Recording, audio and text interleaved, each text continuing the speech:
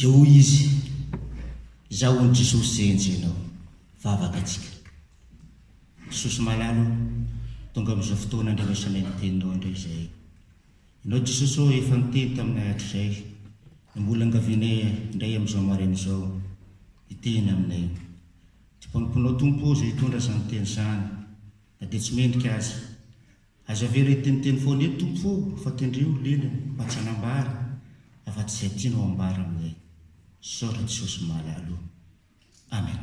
Petraka ny fiangonana.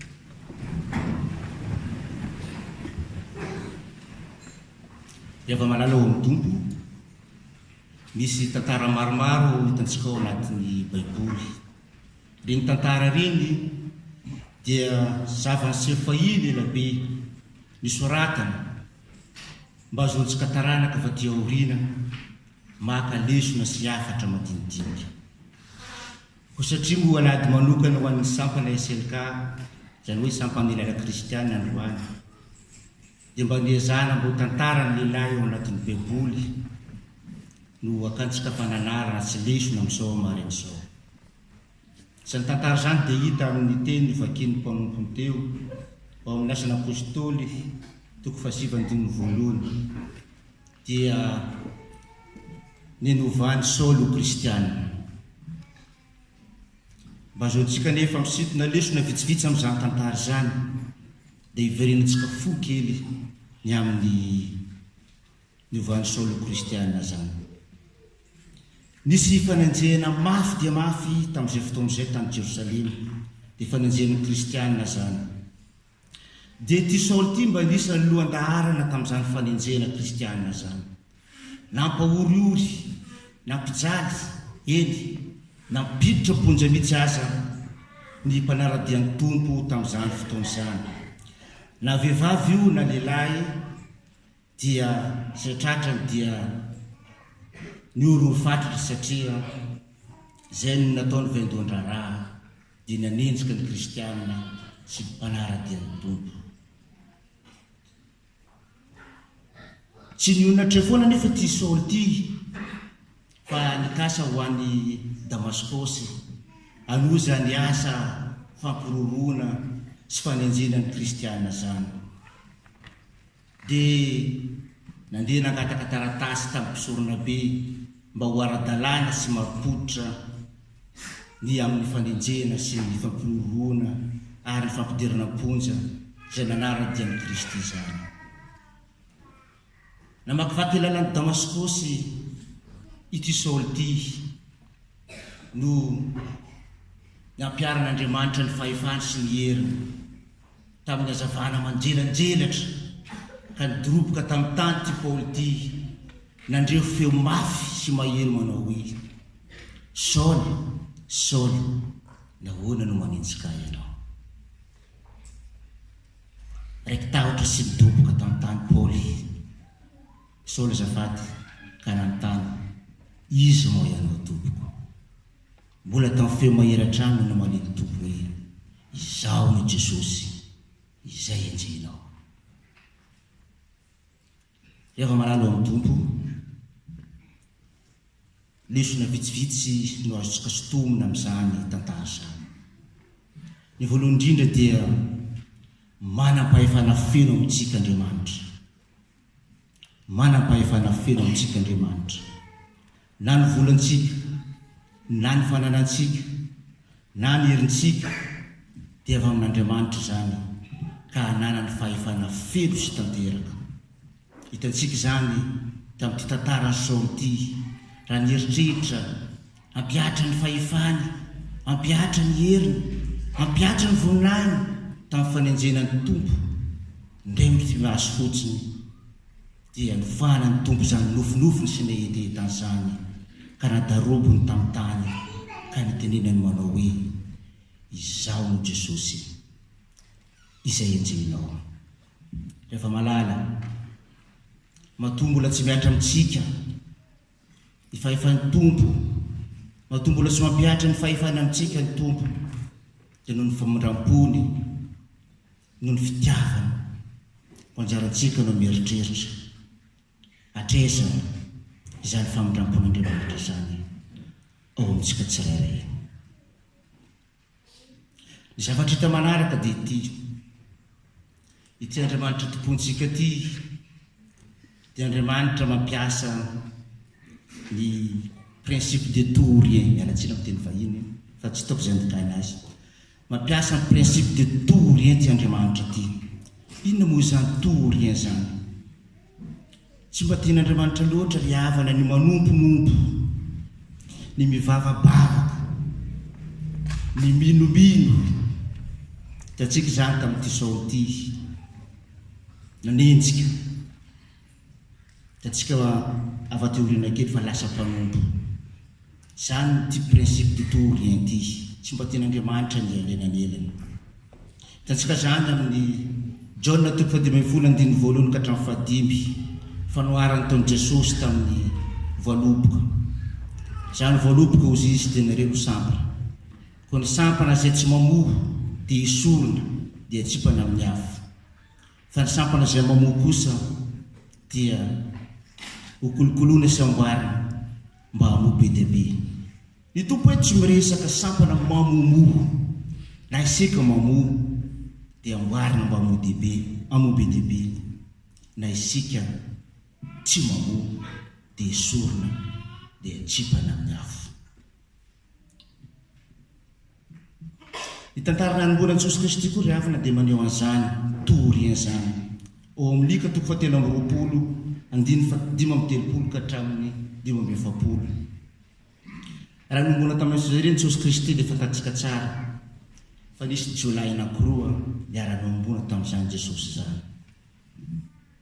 Ny ray ankavidy ny teny sady mbola naizeo so any Jesosy ihany. Tsy hanao ve ny Kristy dia voty ny tenanao sy izahay. Fa ray ankavanana kosa dia niaiky ny fahotany ka niteny tamin'ny tompo tamin'ny feo tsotra sy malefaka hoe Jesosy io mba tsarovy aho rehefa tonga ny amin'ny paradisy ianao.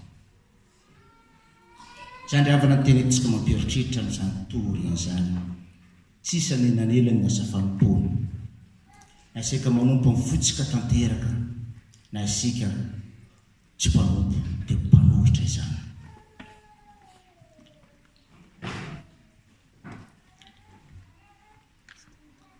Saoly rehefa malala raha naneho ny tompo ny fahefana, naneho ny tompo ny voninahiny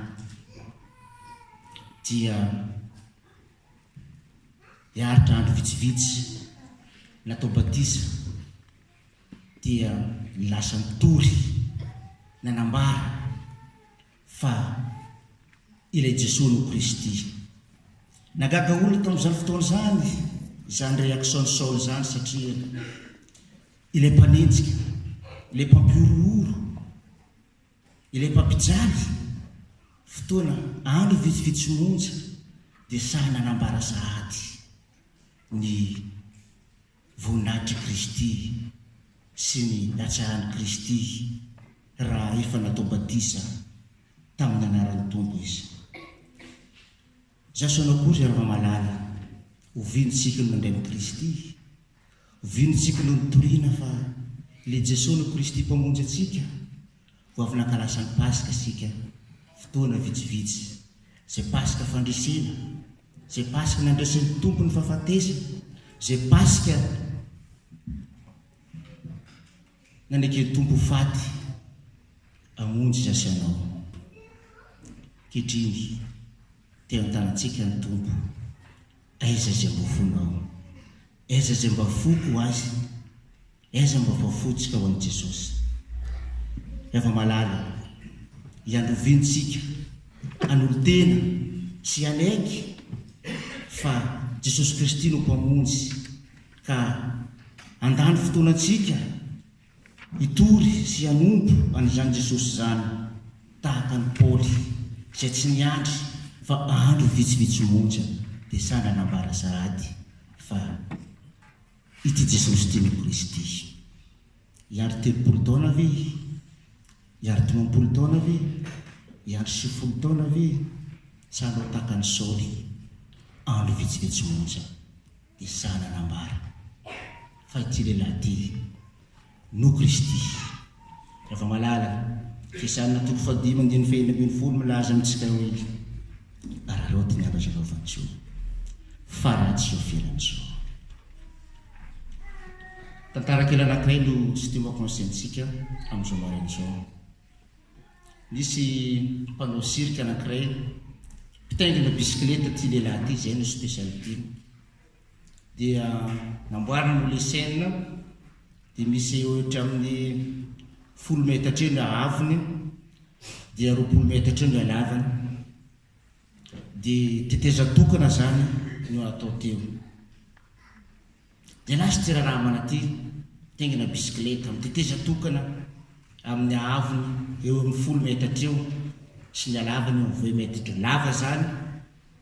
Dia lasy ty raha ty nandeha tao voalohany dia tafita soamantsahady tehaka dolony io, tena mahafinaritra zany. Dia efa tatsika moa fa misy spectacle ohatran'ireny rehefa faly olo dia mangataka bisy zay foana ny lamana. Dia nanaiky ty rangahy ty anao bisy niverina mpandroa ndray izy, dia nivoandray le fihetsika tsaky tazitazo mihitsy izy raha niverina fandrony, dia mbola tafita indray mandeha tehaka be indray ny amin'ny vahoaka. Dia nangataka fanontelo indray le olo ao izy dia nantany ty mpitaingina bisikileta ty, mino ve nareo izy fa raha miverina mpanontelo dia mbola tafavoaka ihany, matoko ve nareo fa raha miverina mpanontelo dia mbola tafavoaka ihany. Dia niteny olo fa eny dia nitendray le rangahy hoe tsangala aron-tanana zay matoko sy mino fa tafita za raha miverina mpanontelo. Nalangana dolony 500 olona nijery ty ao. Dia ozy sy le raha namana ty hoe avia raha anankiray aminareo mitaingina tiorina hiaraka amiko hiampita le tetezana fanontelo. Indrisy ozy ianao tsisy zany poitra tiana tenenina amin'izany ry havana dia ty finoana tsara nasa dia finoana maty, diso fantatsika loatra zany teny zany. Fa tiako ny miresaka aminareo hoe eo ampanaovana ny asa fanompoana no itombon'ny finoana. Rehefa malala Saoly raha nandreny tompo raha nanaiky fa ty Kristy tokoa no zanak'Andriamanitra, dia tsy niasa rery izy fa niara-niasa tamin'ny kristianina maro, niara-niasa tamin'ny apôstôly. Zany koa ry havana endriky ny fiangonana ienantsika amin'izao fotoana izao. Misy sambana 7 velona ato amin'ny TFPMA zay ienantsika ty. Ty moa omaly appellation vaovao ngamba SLQ izy omaly dia ohatran'ny hoe ihany le olona. Misy ny SLK, misy ny SBK, SAFIF, STA, TIL, SFM, STK. Ireo misampana 7 miorona eto amin'ny fiangonantsika. Ary soran'Andriamanitra fa tsika tontolozy dia manana zany sampana 7 zany. Tsy natao tao foana ireny sampana reny fa natao mba imbonantsika amin'ny asa fanompoana sy fampitaizantsika ara-pinoana. Ny mampalahelo dia ty misy sampana rehefa 9 ao anatin'ny TFPMA ty. Nivoatra tamin'izay kabe sy ty ohatra ny nampome fa teneniko ihany fanjarantsika mampieritreritra. Sampana STD io. Inona moa ty STD ty? Sampana tsaditsy ary. Ohatra ny mampome ho le izy fa nefa mampieritreritra ihany. Misy an'izany sampana zany ao anivon'ny TFPMA ty. Aiza hoe zay sasanao ohatra zany. Iroso anaty evin-dahary ny sampana efa misy ve sa idongy anamafy ty sampana STD ty. Tiarantsika tsirairay avy rehefa malala no mandinika sy mieritreritra zany rehetra zany.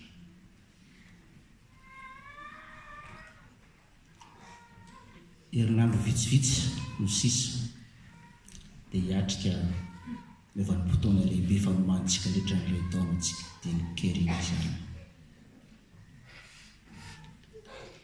tetika mipetraka ny fanontaniana inona moa tikeriny ity tsy ahitana valiny zany zavatra toko ambara fotsiny dia ty tsy tongatonga ho azy itony tanàna sy vovotra ty zany keriny zany fa Andriamanitra no nandahatra sy nanindry zany hoe eto amintsika endrika iseho asa fanompony zany endrika iseho ny fandavantenatsika eo anatren'Andriamanitra zany fa aza mieritreritra intsony sasanao aza mipetraka fanontaniana intsony fa izay ny fandahana endrika ray azahoantsika miombona endrika ray antsika maneho amin'ity tanàna sy vovotra ty fa velona sy mahery ny tenin'Andriamanitra koa izasanao no fitaovana hoentiny anio zany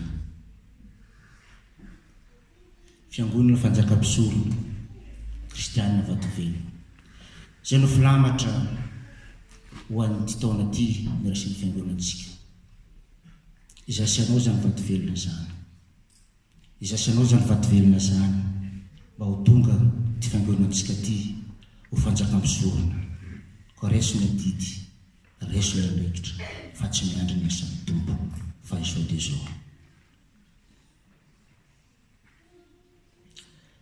kontanina faharoa toko fahadimy andininy fahafitambin'ny folo raha misy olona amin'ny Kristy dia olom-baovao izy efa lasa ny zavatra taloha indreo fa efa tonga vaovao ireo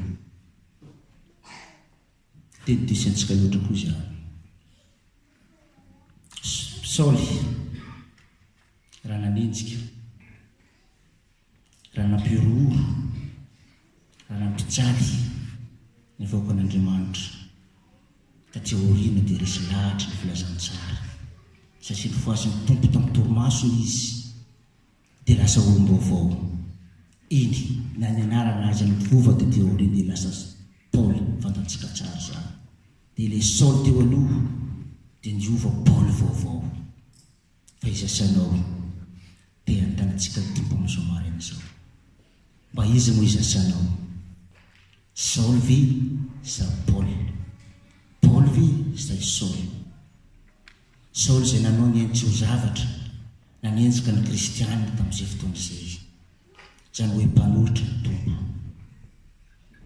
say Paoly izay nanao tombo-temboraka ny zavatra rehetra tsy nanao afa-tsy izay ampandrosony ambandany ny fanjakan'ny lanitra zarantsika rehefa manala ny mamaly izay miteny zany fanontaniana apetraka ny tompo amintsika amin'izao marina zao zany Paoly ve say Saoly